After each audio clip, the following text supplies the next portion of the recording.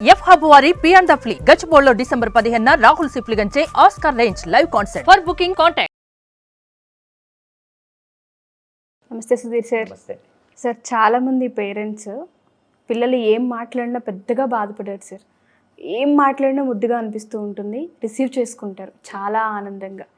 కానీ ఒకే ఒక్క విషయంలో వాళ్ళకి చాలా బాధగా ఉండేది ఏంటంటే, ఎప్పుడైతే పిల్లలు వాళ్ళ జీవితాలు వాళ్ళ చేతికి వస్తూ ఉంటాయో, ఎస్పెషల్లీ ఎప్పుడైతే మ్యారేజెస్ అయిపోయి ఇంకొకరు వాళ్ళ లైఫ్లో యాడ్ అవుతూ ఉంటారో, ఏదైనా ఒక చిన్న సందర్భంలో ఒక మాట మాట్లాడాల్సిన అవసరం వచ్చినప్పుడు, లేదా సజెషన్ ఇవ్వాల్సిన అవసరం పేరెంట్స్కి వచ్చినప్పుడు, పిల్లలు టక్కుమని అనే మాట, మీరు మా కోసం ఏం చేశారు అనే వర్డ్ అందరం మాట్లాడుతూనే ఉంటాం.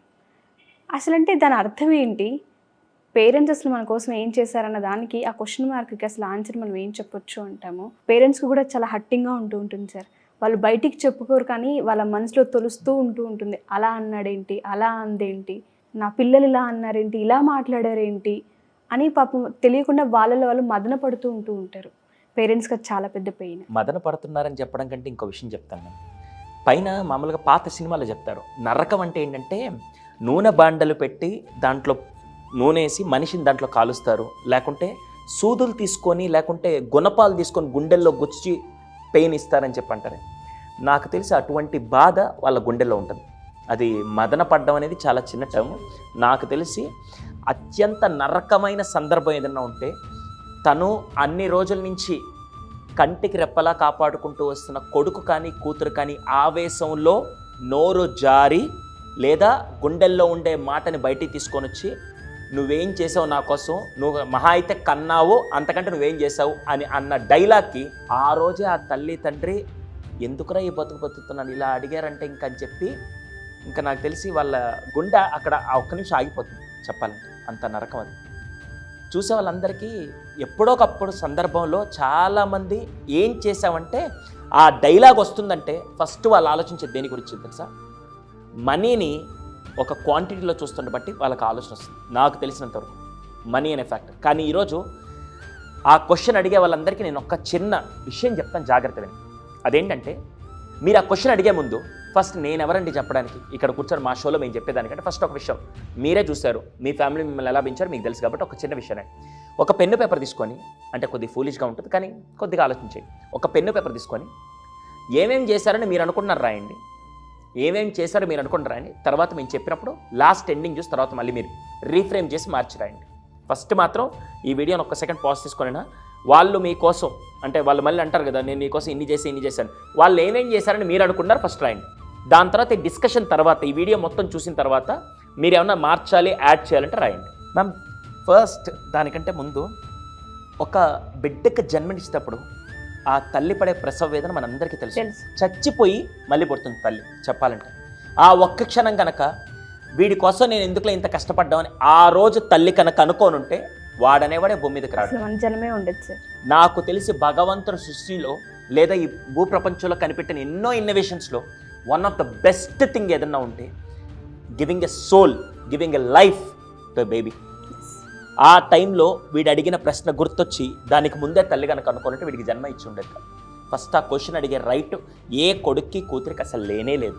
ఒకవేళ ఎంత నరకంగా తల్లిదండ్రులు చూసుకున్నా ఆ క్వశ్చన్ అడిగే రైట్ మనకు లేదు. ఎందుకంటే అన్నిటికంటే కొన్ని లక్షల కోట్ల ధన రూపం, వస్తు రూపం, వేరే విషయాలన్నీ కంపేర్ చేసుకుంటే దేంతో చేయలేంది. ఫస్ట్ నువ్వనేవాడు భూమి మీదకి రావడానికి కారణం ఆ తల్లి ఆ తండ్రి. అలా అడిగావంటే నీ జన్మని నువ్వే క్వశ్చన్ చేసుకున్నట్టు, ఫస్ట్ నీ పుట్టుకని నువ్వే క్వశ్చన్ చేసుకున్నట్టు. ఫస్ట్ అలా అడిగే రైట్ లేదు. సెకండ్ మోస్ట్ ఇంపార్టెంట్ థింగ్, ఏమేమి సాక్రిఫైస్ చేశారు, అసలు ఏమేమి ఇచ్చారు మా అమ్మ నన్నంటే, ఫస్ట్ ఇచ్చింది ఏం తెలుసా? పెళ్ళికి ముందు ఒక అబ్బాయి అమ్మాయిగా ఉంటారు, వాళ్ళకంటూ కొన్ని కళలు ఉంటాయి. పెళ్ళి అయ్యాక భార్య భర్తలుగా ఉంటారు. మనం పుట్టాక అంటే ఒక పిల్లాడు ఏదైతే అడిగారు కదా, ఇది చాలా కౌన్సిలింగ్స్లో కూడా చాలామంది వచ్చి బాధపడుతుంటారు, మా అబ్బాయిలు అడిగాడు సార్ ఏం చేయాలి అర్థం కాదు, వాడి కోసం నేను బతుకుతానని చెప్పి అంటూ ఉంటారు. ఫస్ట్ మనం పుట్టిన తర్వాత ఇద్దరిని వేరు చేస్తాం. అప్పటిదాకా పెళ్ళై భార్యాభర్తలుగా ఉండి వాళ్ళిద్దరు ప్రేమను పంచుకుంటూ ఉంటుంటే ఒక్కసారి పిల్లాడు పుట్టాక, పాప కానీ పిల్లలు పుట్టాక వాళ్ళిద్దరు విడిపోయి వాళ్ళిద్దరు ప్రేమను తీసుకొని పిల్లలకి ఇస్తారు. ఫస్ట్ మనం పుట్టి వాళ్ళని వేరు చేస్తున్నాం. హానెస్ట్ చెప్పాలంటే ఇది ట్రూ. అప్పటిదాకా వాళ్ళేంటి మా వైఫ్ మా హస్బెండ్ అని చెప్పి వాళ్ళిద్దరి మధ్య బాండింగ్ చాలా ఉంటుంది. కానీ పిల్లలు వచ్చాక వాళ్ళిద్దరు బాండింగ్ కాస్త మనకిస్తూ ఉంటారు.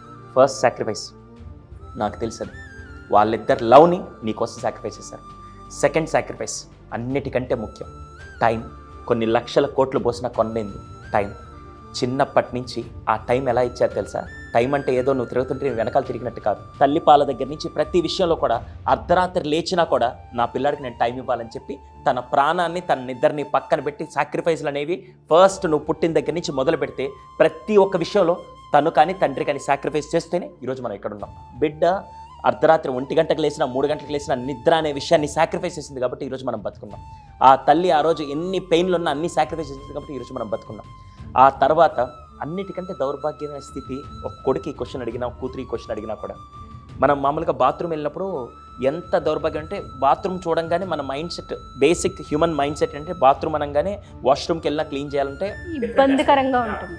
కానీ ఒక్క తల్లి మాత్రమే, తండ్రి మాత్రమే ఏ సందర్భం ఉన్నా ఆఖరికి వాళ్ళు భోజనం చేస్తున్నా కూడా నేను వస్తానని చెప్పి భోజనాన్ని పక్కన పెట్టి నా కొడుకే నాకు ఇంపార్టెంట్, నా కూతురే నాకు ఇంపార్టెంట్ అని చెప్పి ఆ టైంలో పిల్లల కోసం ఆ క్షణం రావడం అంతకంటే గొప్ప విషయం నీకేమి ఇచ్చారు చెప్పండి. కాకుంటే ఇప్పుడు మైండ్ సెట్ ఏంటంటే నాకు మనీ పరంగా వీళ్ళు నాకు ఒక కారు కొనిలేదు, వీళ్ళు నాకు ఇది కొనిలేదు, వీళ్ళు నన్ను అని చెప్పి నాకు ఇంత ఆస్తి ఇవ్వలేదు. డబ్బుతో మీరు కంపేర్ చేస్తే ఈ ప్రపంచంలో మీరు కొనలేనిది ఏదన్నా ఉంటే ఆ తల్లి తండ్రి యొక్క ప్రేమ మాత్రం. చాలామంది ఏమంటారంటే అది ఎప్పుడు వస్తుంది ఈ క్వశ్చన్ తెలుసా? ఈ క్వశ్చన్ ఈ మధ్య ఎప్పుడు వస్తుందంటే ఒక 16 ఏళ్ళు 17 ఏళ్ళు 18 ఏళ్ళు వచ్చినప్పుడు వస్తుంది. ఏం అంతకుముందు రావచ్చు కదా. అంతకుముందు వాడి కాళ్ళ మీద వాడు నిలబడలేరు కాబట్టి ఆ టైంలో అమ్మ కావాలి, నాన్న కావాలి, ఉండడానికి ఇల్లు కావాలి, చదువుకునేదానికి కెరియర్ కావాలి, అన్నీ ఉండాలి. ఎప్పుడైతే కొద్దిగా రెక్కలు రాగానే నాకని చెప్పి వెళ్ళిపోతారు కదా. ఇదంతా మనం అమ్మ విషయంలో ఇంకా చాలా ఉన్నాయి. తను మనకిష్టమైన వంటకం తనకు రాకపోయినా నేర్చుకొని మన కోసం సాక్రిఫైస్ చేసి ప్రతి ఒక్క విషయాన్ని, అటు హస్బెండ్కి ఏమి ఇష్టం వచ్చింది అది ఎప్పుడు చేయాలి, కానీ కొడుకో కూతురుకో ఏది ఇష్టమో అది మాత్రమే చేసింది. అక్కడ హస్బెండ్ని కూడా పక్కన పెట్టి పిల్లలే నా ప్రపంచం అని చెప్పి నీ కోసం హస్బెండ్ని కూడా సాక్రిఫైస్ చేసిన గొప్ప వ్యక్తి మీ మదర్. ఇంకెంతకంటే ఇలా మాట్లాడుకుంటూ వెళ్తే పుట్టిన దగ్గర నుంచి నువ్వు ఈరోజు ఈ స్థాయిలో నువ్వు వేసుకున్న బట్టలు కూడా ఉతుక్కోవడం నీకు తెలియదు. ఈ మధ్య వాషింగ్ మిషన్ తలకాయ అంటున్నారు, కానీ ఆ వాషింగ్ మిషన్లో ఉతికిన తర్వాత కూడా ఆరేయాల్సింది మదరే. దాన్ని మళ్ళీ ఇస్త్రీ చేసి నా కొడుక్కి కూతురికి ఏం కావాలని చెప్పి తన ఒంటి మీద ఉండే చీర బాగుందో లేదు తెలియదు, కానీ తన పిల్లల డ్రెస్సులు బాగుండాలని చెప్పి ఏ డ్రెస్సులు ఎప్పుడు ఫ్యాషన్గా ఎంత బాగున్నాయని చెప్పి కనుక్కొని అది 10 మంది దగ్గర తెలుసుకొని 10 మంది విషయాలు చూసి ఎంత బాగుంటే నా కొడుక్కో నా కూతురుకో బాగుంటాయని ఆలోచించి నీ కోసం ఆ అటెన్షన్ని మొత్తం 200% తన జీవితం అనే ఎరాని పక్కన పెట్టి తన 25 ఏళ్ల జీవితాన్ని పక్కన పెట్టి 75 ఏళ్ల జీవితం కోసం ఆలోచించకుండా కేవలం నీ జీవితం గురించి, నీ 100 ఏళ్ల భవిష్యత్తు గురించి ఆలోచించింది నీ తల్లి. ఆ తల్లిని పట్టుకొని నువ్వేం చేసావంటే ఇవన్నీ నీకు కనపడవు. ఆ తల్లి నాకు క్వశ్చన్ అడిగిన రోజే తల్లి చనిపోద్దో లేదు తెలియదు, కానీ అడిగి ఒక కొడుగ్గా కూతురుగా నువ్వు చచ్చిపోయినట్టు. First point. రెండోది, సార్ ఇక్కడ తల్లి మాత్రమేనా? కాదండి, ఇంకో పాత్ర కూడా ఉంది కదా. ఒక తండ్రి పిల్లాడు పుట్టిన దగ్గర నుంచి నాకు తెలిసి రెడ్ కార్పెట్ మీద నడవాలి, రెడ్ కార్పెట్లో ఉండాలని చెప్పి చాలామందికి ఫ్యాంటసీస్ ఉన్నాయి. అవును. కానీ ఒక తండ్రి ఏం చేస్తారంటే నా కొడుకు పాదాలకు కానీ నా కూతురు పాదాలకు కానీ ఏం జరగకూడదని చెప్పి గుండెల్లో పెట్టుకుంటే కూడా ఎక్కడైనా ఇక్కడ బాధగా ఉంటుందని చెప్పి నెత్తినెక్కించుకొని ప్రతి ఒక్క విషయాన్ని వాళ్ళ కోసం చేయగలిగిన సత్తా ఆ లెజెండ్ ఎవరన్నా ఉంటే ఆ తండ్రి. తనేం చేస్తాడు, లోపల షర్ట్ బాగుంటుందని అందరూ అనుకుంటారు, కానీ బనీనికి ఎన్ని బొక్కలు ఉన్నాయి, ఎన్ని నష్టాలు ఉన్నాయో అలా కవర్ చేస్తూ షర్ట్ మాత్రం బాగా వేసుకొని ప్రపంచానికి నేను బాగున్నాను అని చెప్పి గుండెల్లోని బాధలన్నీ కప్పేసుకొని అది కొడుక్కి కూతురికి తెలిస్తే మళ్ళీ వాళ్ళు ఎక్కడ బాధపడతారని తెలిసి ఆర్థికంగా కానీ లేకుంటే ఎమోషనల్ పరంగా కానీ ఏది వాళ్ళకి తెలియకూడదని చెప్పి టైంకి అస్సలు ఎంత బ్యాలెన్స్డ్ అంటే మనం చాలా సందర్భాల్లో మాట్లాడుకుంటుంటాం. వాడికి నిజంగా ఆ అడిగిన అబ్బాయి కానీ కూతురు కానీ వాళ్ళు ఎప్పుడైనా అడిగారు నన్ను ప్రైవేట్ స్కూల్లో మంచి ఇంటర్నేషనల్ స్కూల్లో చదివించండి, నన్ను మంచిగా ఇంత బాగా చేయించండి, నాకు మంచి జీన్స్ ప్యాంట్ ఇలా కొనిచ్చండి ఎప్పుడు అడగరు. వాళ్ళు ఫస్ట్ నుంచి వాళ్ళ పాటికి వాళ్ళు వెళ్తుంటే వీళ్ళు ఏం చేస్తారు, నా కొడుక్కి బెస్ట్ ఏమి ఇవ్వాలి, నా కూతురికి బెస్ట్ ఏమి ఇవ్వాలి, వీళ్ళకి ఏం చేస్తే బాగుంటుందని చెప్పి చదివే స్కూల్ దగ్గర నుంచి మాట్లాడుకుంటే ఏ గవర్నమెంట్ స్కూల్లో పడేస్తే ఈ పాటికి 50,000 లెక్కన ఫీజు మాట్లాడుకున్న వాళ్ళంతా చిట్ ఫండ్లో వేసుకొని నాకు కావాలి కదా రిటైర్మెంట్ నేను చూసుకుంటే బాగుంటుంది కదా, వీళ్ళు నన్ను చూస్తారు లేదని చెప్పి ఆలోచించుకొని ఉంటే ఫస్ట్ వాళ్ళు ఆలోచించింది తెలుసా, స్వార్థం లేకుండా నిస్వార్థంగా నా పిల్లలు నాకు కావాలి, నాకు అసలు ఏం ప్రపంచం లేకపోయినా పర్లేదని చెప్పి మొత్తం పక్కన పెట్టి ఫస్ట్ మీరు తర్వాత వైఫ్ని చూసుకుంటూ తననేవాడే లేకుండా. అందుకే తనికెళ్ళ భరణి గారు ఒక పాట అద్భుతంగా ఉంటుంది, ఎంతో ఇద్దరూ సమానమైన నాన్న ఎందుకో వెనకబడ్డాడని చెప్పి ఆ పాటలో రాసిన ప్రతి లిరిక్ కూడా చాలా అద్భుతంగా ఉంటుంది. ఎందుకు రాశారంటే ఆ రోజు ఆ తండ్రి తన జీవితాన్ని తన 25 ఏళ్ళ చదువుకున్న నాలెడ్జ్ అంతా తన ఫ్యాంటసీ డ్రీమ్స్ అన్నీ పక్కన పెట్టి పిల్లల కోసంగా తన time, attention, sacrifices, relationships, social life అన్నీ వదిలేశాడు.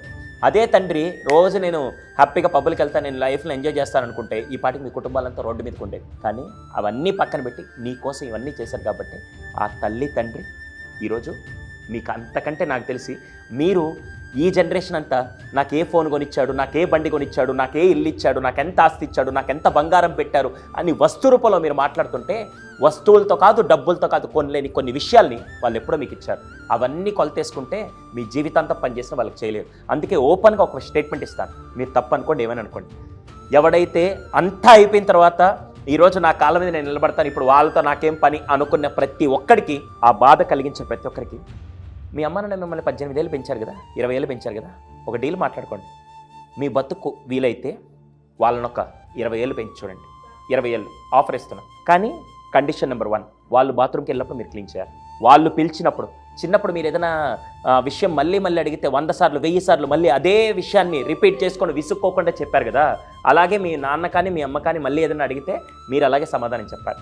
అడిగినప్పుడల్లా టైం ఇవ్వాలి, అడిగినప్పుడల్లా అటెన్షన్ ఇవ్వాలి, అడిగినప్పుడల్లా అన్ని విషయాలు సాక్రిఫైసెస్ వాళ్ళ కోసం మీరు చేయగలగాలి. డబ్బు రూపంలో కాదు, ఇవన్నీ క్యారెక్టర్స్, టైం కానీ, అటెన్షన్ కానీ, కైండ్నెస్ కానీ, వాల్యూస్ కానీ, ఇవన్నీ కల్టివేట్ చేస్తూ నీ కోసం ఏదైనా గొడవ జరిగి వచ్చినా కూడా పర్లేదు నేను చూసుకుంటానని చెప్పి ఆ భరోసా ఇచ్చి అన్ని జాగ్రత్తలు చూసుకొని కుటుంబానికి ఎటువంటి నష్టాలు జరగకుండా, పిల్లలు బాధపడకుండా 20 సంవత్సరాలు కాపాడుకుంటూ వచ్చిన ఆ తల్లి తండ్రిని కనుక మీరు 20 ఏళ్ళు అదే బాధ లేకుండా మీరు చూసుకోగలిగితే అప్పుడు మాట్లాడుకుందాం. అప్పుడు ఇదే క్వశ్చన్ అప్పుడు అడగండి, అప్పుడు దిమ్మ తిరిగి మైండ్ బ్లాక్ అవ్వద్దు. మా కోసం ఏం చేశారంటే అన్నీ కనపడడానికి మనమేమి, ఇక్కడ ఒక టీవీ ఉంది, ఇక్కడ ఒక కెమెరా ఉంది, ఇక్కడ ఒక మైక్ ఉంది, ఇవి వస్తువులండి. వస్తువులు కనపడతాయి, ఈ విషయాలన్నీ కనపడం. మైండ్, కామన్ సెన్స్ అని ఎవరికైతే ఉంటుందో వాడైతే అడగలేడు. కామన్ సెన్స్ ఉంటే అడగడు. ఆ కామన్ సెన్స్ అంతా పోయి, విఘ్నత కోల్పోయి, వస్తువుకి విలువనిస్తూ, ఆ డబ్బుకి విలువనిస్తూ, నేను అంబానీ కుటుంబంలో పుట్టింటే బాగుంటుంది, వాళ్ళ అమ్మానన్న వాళ్ళకి ఎంత చేశారు, మీరేం చేశారని చెప్పి అడిగే కాలం వచ్చింది అంటే మాత్రం, అడిగే ఆలోచన వచ్చిందంటే మాత్రం నీ విఘ్నత నువ్వు కోల్పోతున్నట్టే. అందుకని ఓపెన్ ఆఫర్, 20 ఏళ్ళు ఎవరన్నా మీ కొడుకు కూతురు కనుక ఈ క్వశ్చన్ మిమ్మల్ని అడిగితే ఓ పని చేయండి, నాన్న ఏదో రకంగా నాకు తెలుసో తెలియకో నేను ఇలా పోషించేసాను, అయిపోయింది వదిలేసానన్నా, ఓ పని చేద్దాం, నేను 20 ఏళ్ళు నేను నిన్ను ఎలా చూసుకున్నానో నువ్వు నన్ను అలాగే చూసుకో, నేనేం చేసాను నువ్వు అది చేయాలి. ఫస్ట్ 2 ఏళ్ళు నువ్వు బాత్రూమ్కి వెళ్తే నేను క్లీన్ చేశాను, నువ్వు ఏ టైంలో ఏది అడిగినా ఫస్ట్ 5 ఏళ్ళు నేను రాత్రి నిద్ర డిస్టర్బ్ చేసినా కూడా నేనేం అనకుండా భుజాన్ని వేసుకొని నేను మొత్తం చేశాను. అలాగే రాత్రి 2 గంటలకు నేను డిస్టర్బ్ చేసిన నెక్స్ట్ 5 ఏళ్ళు నువ్వు అంత పోరాడు. ఒకసారి రివర్స్లో ఊహించుకోండి, తెలుస్తుంది సార్ అప్పుడు ఆ పెయిన్ ఏంటో. డబ్బు గురించి ఆలోచిస్తే ఆ విలువలు అర్థం కావండి. ఆ టైము, ఆ రిలేషన్, ఆ సాక్రిఫైసెస్ ఎన్ని వదులుకున్నారని ఒక్కసారి. అమ్మ, నేను మీ పెద్ద కొడుకుగా అడుగుతున్నాను, మీ పిల్లలు ఎవరైనా ఈ క్వశ్చన్ అడిగినప్పుడు ఒక్కసారి ఆ పిల్లల్ని మీరు అడగండి, నాన్న నేనేమి ఇవ్వలేదు వదిలేసి, అసలు నువ్వు నేనేమి ఇవ్వలేదని నువ్వు అనుకుంటున్నావు పక్కన పెట్టు, అసలు నేనేమేమి సాక్రిఫైస్ చేశాను నువ్వు అనుకుంటున్నావు ఒకసారి చెప్పు అని చెప్పి పిల్లల్ని అడగమనండి. సార్ అసలు థాట్స్ కూడా వాళ్ళకి రావు సార్, అసలు చెప్పలేరు కూడా, వాళ్ళకు ఉంటేనే కదా ఆలోచన. లేదా యాజ్ అ పేరెంట్స్గా మీరు రాయండి, మీ పిల్లల కోసం మీరు ఏమేమి సాక్రిఫైస్ చేశారు, మీ పిల్లలకి అసలు ఏమేమి ఇచ్చారు. వాడు అనుకునే ఆ డబ్బుల్లోనో, ఆ వస్తువుల్లోనో, ఆ ముష్టి మొబైల్ ఫోన్లోనో, ఆ ల్యాండ్లోనో, బంగారంలో కాకుండా మీ పిల్లల కోసం మీరేమి ఇచ్చారో ఒకసారి మీరైనా ఆలోచించండి. అప్పుడు అది చూస్తే వాడికి కొద్దిగా సెన్స్ వస్తుంది. మీరు రాసైన వాడికి ఇవ్వండి, తెలుస్తుంది. మేబీ ఆ పరిస్థితులే వచ్చేసి ఉంటాయి సార్. పేరెంట్స్ కూడా ఇంకా ఇప్పటి నుంచి ఏమేమి సాక్రిఫైస్ చేశారు అనేది రాసుకోవాల్సిన స్టేజ్కి తీసుకొచ్చేసారు. అసలు అంటే అదే వస్తువులకు ప్రయారిటీ ఇచ్చా, వీళ్ళందరూ కూడా అలాగే తయారయ్యారు కాబట్టి ఖచ్చితంగా వాళ్ళు చెప్పాల్సి, అరే ఆ రోజు ఈ టైం అంటే ఇప్పుడు దాన్ని కూడా రివర్స్లో అడుగుతారు వీళ్ళు, దాన్ని కూడా మళ్ళీ వచ్చి నువ్వు కాకపోతే ఏముంది, కన్నావు కదా, పెంచకపోతే ఎవరి కోసం. ఈ డైలాగ్ అయితే నాకు వచ్చే కౌన్సిలింగ్స్లో చాలామంది మదర్స్ ఏడుస్తూ ఉంటే, కన్నావు కదా, ఎందుకు కన్నామని కూడా అడిగే పిల్లలు వచ్చారంటే అసలు వాళ్ళు భూమికి భారమా ఆ తల్లిదండ్రులకు భారమా నాకు అర్థం కావట్లేదు. కొన్నిటికి ఆన్సర్స్ ఉండవు సార్ వాళ్ళు అడిగే క్వశ్చన్స్కి. అసలు ఆ క్వశ్చన్సే అసలు అడగాలని అసలు ఆ మనసు ఎలా వస్తుంది, అసలు అది అడిగే క్వశ్చనా కాదా అని ఆ ఇంగిత జ్ఞానం. ఇందాక సెన్స్ అని, కామన్ సెన్స్ ఎప్పుడో పోయింది అసలు. మీరు ఏదైతే చెప్పారో ఆ 20 ఏళ్ళు వాళ్ళని కనుక మనం చూస్తే తెలుస్తుంది వాళ్ళు ఏం చేశారు మనకన్నది. ఆ ఒక్కటి చాలు సార్. ఈ జనరేషన్లో పైగా 20 ఏళ్ళు చూసే వాళ్ళు కూడా లేరండి. ఓల్డ్ ఏజ్లో ఉండే పేరెంట్స్ని చూస్తున్న పిల్లల్ని ఈ జనరేషన్లో ఒకసారి లిస్ట్ చేసుకుంటే 1000 మందిలో 2-3 ఉంటారు. అది కూడా చేసే టైంలో ఎలా ఫీల్ అవుతారంటే, మా అమ్మకి నేను సాక్రిఫైస్ చేయాలి, మా అమ్మకి నేను ఇప్పుడు క్లీన్ చేయాలా, మా నాన్న క్లీన్ చేయాలా, అవసరం లేదు పెడతాను.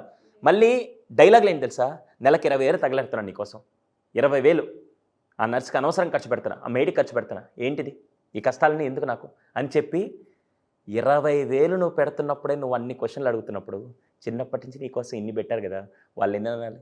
నో వర్డ్స్ సార్, నాకు కూడా చెప్పడానికి అసలు పదాలే లేవు. ఇంతకు మించి మనం ఇంకేం మాట్లాడలేము దీని మీద. అట్లీస్ట్ ఇప్పటికైనా రియలైజ్ అయ్యి కొంతలో కొంత పేరెంట్స్కి ఇలాంటి మాటలు కాకుండా, చూడకపోయినా పర్లేదు కానీ సార్ దెప్పకూడదు ఎప్పుడు, చాలా పెద్ద ఎత్తి తప్పు. పొడిస్తే అన్నిటికంటే పెద్ద పాపం ఏదైనా పాపం ఉంటాయి. అవును, తప్పన్నా పాపం అని అంటాను.